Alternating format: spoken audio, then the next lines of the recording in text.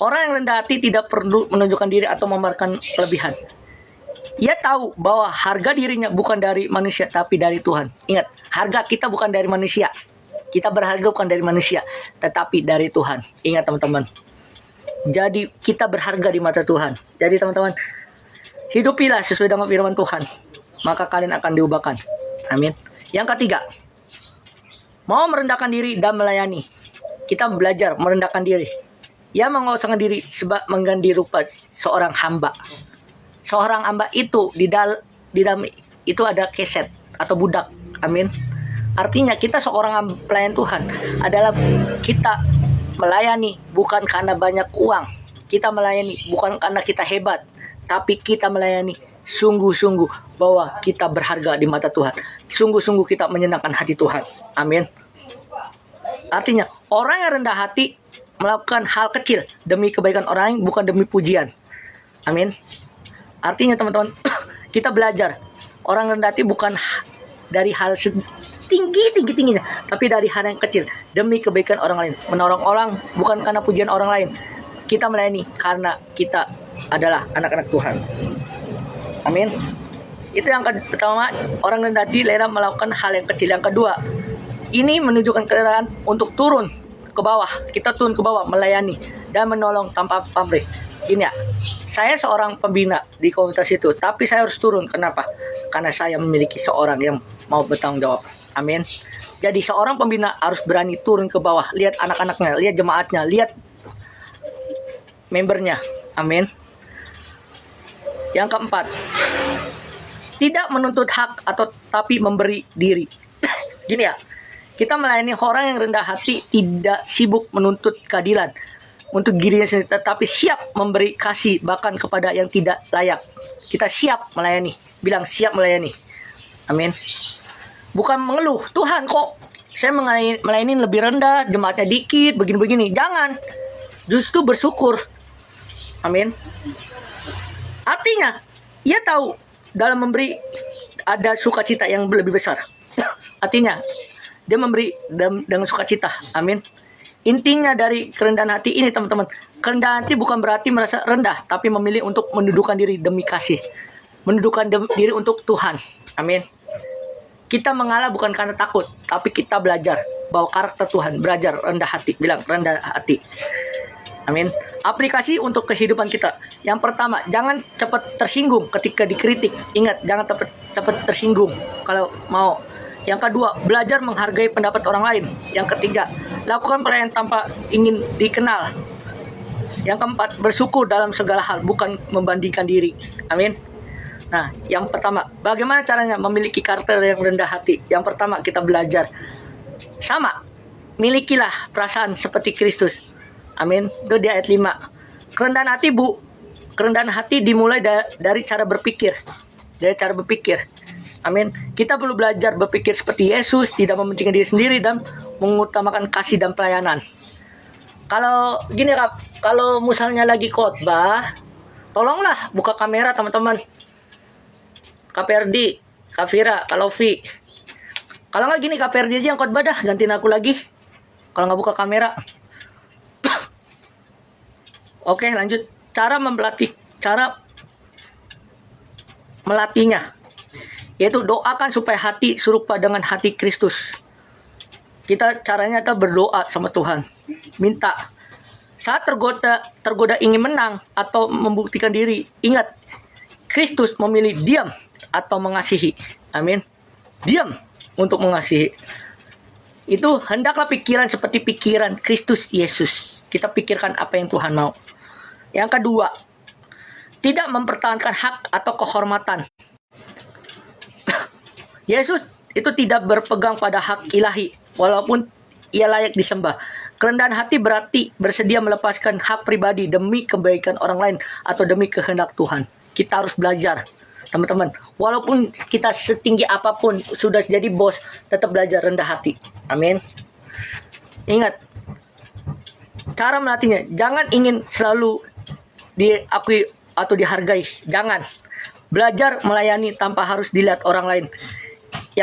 Belajar berkata, Tuhan biarkan kehendakmu yang jadi, bukan kehendakku. Amin. kehendak Tuhan yang jadi. Yang ketiga, mengosongkan diri, mau melayani. Artinya Yesus mengosongkan diri dalam mengambil serupa hamba. Artinya ia rela turun posisi yang tinggi menjadi pelayan demi kasihnya. Ingat, demi kasih Tuhan kita rela dia menebus dosa kita. Cara melatihnya, mulai dari hal yang kecil, bantu orang lain tanpa pamrih. Yang kedua, rendah diri untuk mendengar, bukan selalu bicara. Yang ketiga, jaga gengsi untuk melakukan tugas yang sederhana. Nih, Matius 23 ayat 11. Barang siapa terbesar di antara kamu, hendaklah ia menjadi pelayanmu. Matius 23 ayat 11. Amin.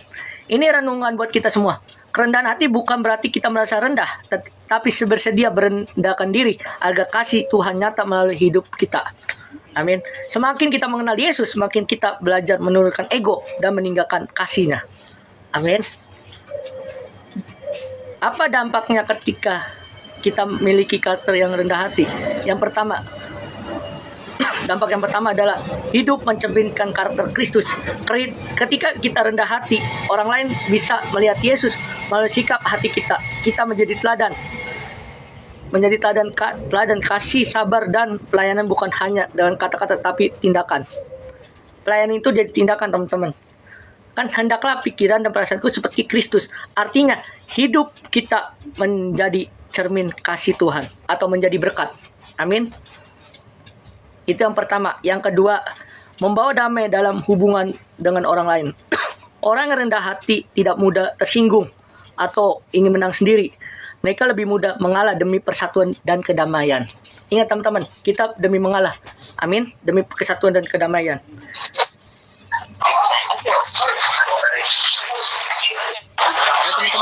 Ya, teman-teman,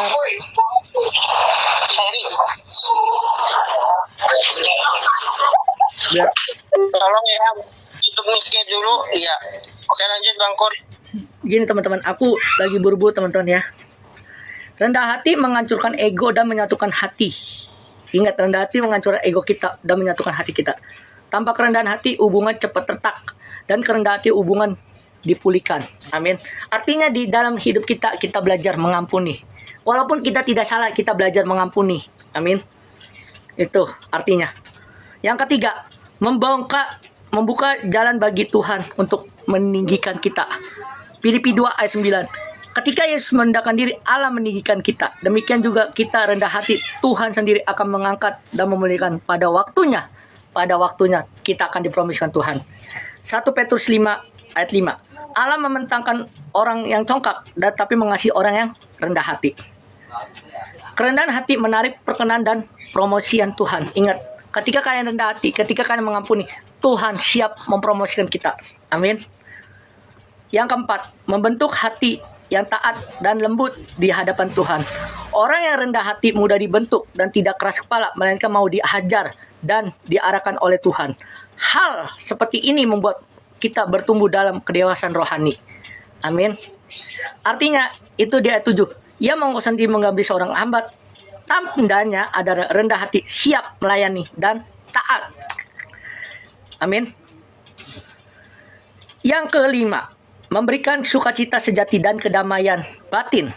Kerendahan hati membebaskan kita dari beban dan membandingkan diri, bersaing, atau mencari pengakuan. Kita hidup dengan tenang karena tahu kita berharga, bukan karena pujian manusia, tapi karena kasih Tuhan. Amin. Belajar mengaku akan kelemahan, lembut dan rendah hati dan jiwamu, dan menjadi ketenangan. Matius 11 ayat 29. Amin. Artinya teman-teman, kita harus belajar dengan rendah hati. Amin. Kesimpulannya adalah ketika kita memilih rendah hati seperti Kristus, kita tidak kehilangan apapun. Justru kita mendapatkan segalanya, damai, kasih, dan berkat dari Tuhan. Amin. Intinya teman-teman, orang yang memiliki karakter yang rendah hati siap dibentuk oleh Tuhan. Amin. Yang kedua, Kak Perdi melanjutkan karakter yang dewasa Kalau mau Kak Perdi mau lanjutkan nggak nih? Kalau nggak lanjut, yang kedua, Bang? mau lanjutkan lanjutkan kamu khotbah, temanya karakter dewasa. Oh. Habis tuh kamera, aku nggak suka loh, teman-teman. Bukalah. Gua tak, kalau ada orang beli, gua tutup kamera bang, daripada gua domelin. Ya udah.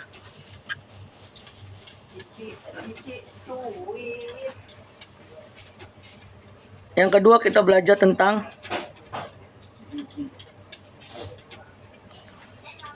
karakter dewasa. Teman-teman, apa tuh karakter dewasa? Karakter dewasa adalah karakter yang siap diproses, mudah dibentuk. Amin. Artinya teman-teman,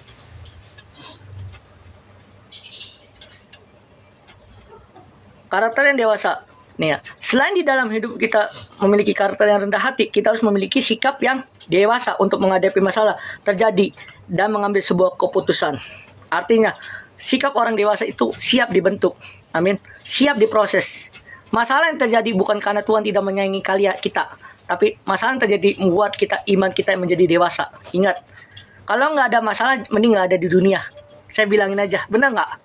Lebih baik belajar. Amin. 1 Korintus 14 ayat 20. Saudara-saudara, janganlah kamu menjadi anak-anak dalam pikiranmu. Memang dalam kejahatan hendaklah kamu menjadi kanak-kanak, tetapi dalam pemikiran hendaklah kamu orang dewasa. Artinya teman-teman, orang dewasa itu mengerti ada waktunya masalah yang datang. Kalau masalah yang datang ketika ada masalah, misalnya ada orang berantem, dia tenang. Menyelesaikan gimana caranya? Dua pihak harus tenang. Kalau udah dua pihak ngomong, nah tepat waktunya selesai masalah. Amin. Itu sifat yang saya ajarkan. Yang pertama, pengertian karakter yang dewasa. Karakter yang dewasa adalah sikap hati dan cara berpikir yang matang secara rohani, emosional, dan moral. Ingat, semuanya dilengkapi. Karakter yang sikap dewasa yang pertama kita belajar secara rohani ada emosional yang bertahan, tidak pakai emosi. Moralnya yang tindakannya yang benar. Itulah. Amin. Orang dewasa tidak hanya bertumbuh dalam usia, teman-teman, tetapi juga dalam hikmat dan tanggung jawab dan kasih. Ingat, orang dewasa itu yang pertama juga punya hikmat, yang kedua tanggung jawab, yang ketiga kasihnya. Amin. Kedewasaan rohani berarti menjadi lebih serupa dengan Kristus setiap hari, dan perkataan dan tindakannya dan pengendalian dirinya. Amin. Penguasaan diri. Maksudnya di sini. Yang pertama perkataannya yang sesuai dengan firman Tuhan, tindakannya, yang ketiga penguasaan dirinya. Amin. Yang kedua, ciri-ciri karakter yang dewasa, teman-teman. Kita mau belajar. Yang pertama adalah bertanggung jawab atas diri dan perbuatannya. Amin. Artinya tidak menyalahkan orang lain, tetapi belajar dari kesalahan. Amin. Kita belajar dari kesalahan. Galatia 6 ayat 4. Setiap orang yang memeriksakan dan pekerjaan sendiri, kita siap memeriksa pekerjaan kita, siap melayani. Amin. Itu yang pertama. Yang kedua adalah mampu mengendalikan emosi. Kita harus mampu mengendalikan emosi. Tidak mudah tersinggung atau marah, tapi sabar dan bijak. Orang yang sabar memilih seorang pahlawan. Ingat, kita itu pahlawannya Tuhan, jadi harus sabar dan bijak. Yang ketiga, tegas tapi penuh dengan kasih.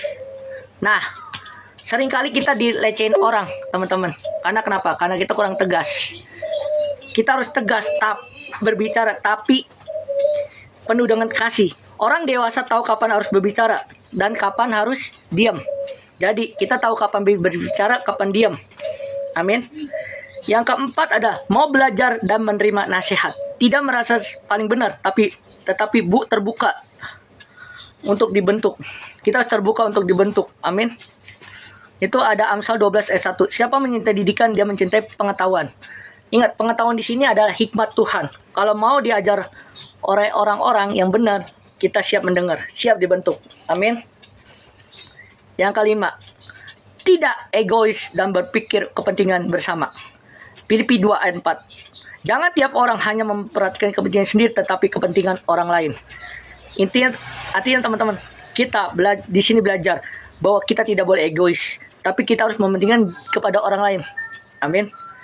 Yang keenam, sabar dalam proses Tuhan. Kedewasaan terlihat cara kita tetap tenang menghadapi tekanan. Kita harus tenang menghadapi tekanan. Amin. Yang ketiga adalah buah dari karakter yang dewasa. Yang pertama, dihormati dan dipercayain orang lain. Artinya bertanggung jawab dalam pelayanan. Amin. Jadi berkat, bukan jadi batu sandungan. Yang kedua, mampu menjadi berkat dan teladan. Ya kan benar? Mampu menjadi berkat dan teladan. Yang ketiga, hidup stabil, tidak mudah goyang. Hidupnya stabil dan tidak mudah goyang. Amin. Yang keempat, semakin menyerupai Kristus dan tutur kata dan sikapan kita. Kita harus berkata sesuai dengan firman Tuhan dan sikap kita harus sesuai dengan firman Tuhan. Amin. Efesus 4 ayat 13. Sampaikan kita semua mencapai kedewasaan dan penuh tingkatan pertumbuhan yang sesuai dengan kepenuhan Kristus. Filipi 4 ayat 13. Nanti Kak Ferdi tolong baca Filipi 4 ayat 13 lanjutan khotbah yang tadi. Oke? Ayat 4. Cara menumbuhkan karakter yang dewasa. Yang pertama, dekat dengan firman Tuhan setiap hari. Firman Tuhan itu teguran, mengajar, menumbuhkan kedewasaan rohani. Amin. Yang pertama apa teman-teman? Menegur, mengajar, menumbuhkan kedewasaan rohani. Amin. 3M, menegur, mengajar, menumbuhkan kedewasaan rohani. Yang kedua, latihkan pengendalian diri dan setiap situasi. Amin. Kita harus berlatih terus. Jangan bereaksi cepat, tapi berpikir dulu sebelum bertindak. Ada 2, berpikir dulu sebelum bertindak. Amin. Yang ketiga, terima proses kehidupan dengan iman. Kita harus terima proses dengan kehidupan iman. Tuhan memakai masalah untuk membentuk kedewasaan rohani kita. Amin. Untuk diproses masalah terjadi untuk kedewasaan rohani kita. Yang keempat, belajar mengasihi tanpa pamrih. Orang dewasa mengasihi bukan karena orang lain sempurna, tapi karena ia mengenal kasih Kristus. Kita harus mengenal kasih Kristus. Amin. Kesimpulannya ada teman-teman, kita mau belajar. Kedewasaan bukan diukur dari usia, tapi cara bagaimana menghadapinya masalah. Yang pertama, mengampuni kesalahan dan berjalan dalam kasih Kristus. Amin. Intinya teman-teman, kedewasaan rohani ini kita bicara tentang bukan karena umur kita lebih tua, ada yang 27, ada yang berapa, tapi tindakan dan karakter kita menghadapi masalah. Amin. Percuma umur yang dewasa tapi karakter masih anak-anak. Jangan. Kita mau belajar karakter yang dewasa, harus karakter yang membangun, sikap yang benar, sikap tindakan tutur kata yang baik, dan yang paling penting dari pembelajaran 2 hal ini. Yang pertama, rendah hati dan karakter yang dewasa ini kita belajar bahwa setiap karakter yang kita milikilah, ubah karakter yang sesuai dengan firman Tuhan. Kita buka ayat terakhir, Roma 12 ayat 1 dan 2. Silakan. Roma 12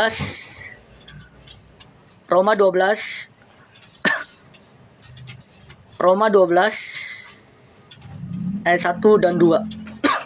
Karena itu, saudara-saudara, oleh kemurahan Tuhan, kamu menasihati supaya kamu mempersembahkan tubuhmu sebagai persembahan yang hidup, yang kudus, yang berkenan, itulah ada ibadahmu yang sejati.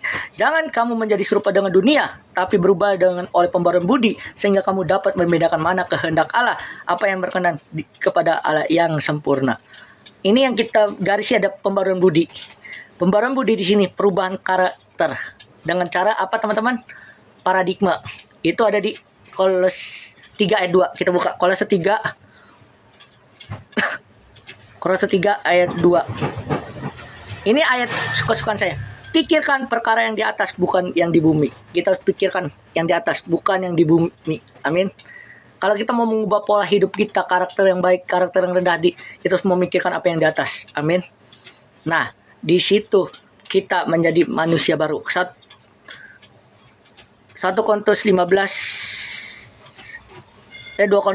ayat 7. 2 Korintus 5 ayat 7.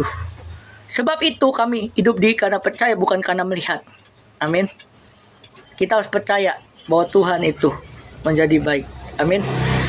Intinya teman-teman, dari pembelajaran ini kita belajar ubah paradigma, ubah hidup kita menjadi karakter yang rendah hati dan kata yang dewasa. Tuhan memberkati. Mari kita bersatu dalam doa. Nanti doa firman saya serahkan ke KPRD, doa berkat KPRD. Nanti malam kita ada ibadah setengah 7 yang akan dilayani KPRD. Oke? Jadi jangan lupa. Amin. Dengan tema pikirkan apa yang di atas. Kolose 3 ayat 2. Catat KPRD, pikirkan apa yang di atas.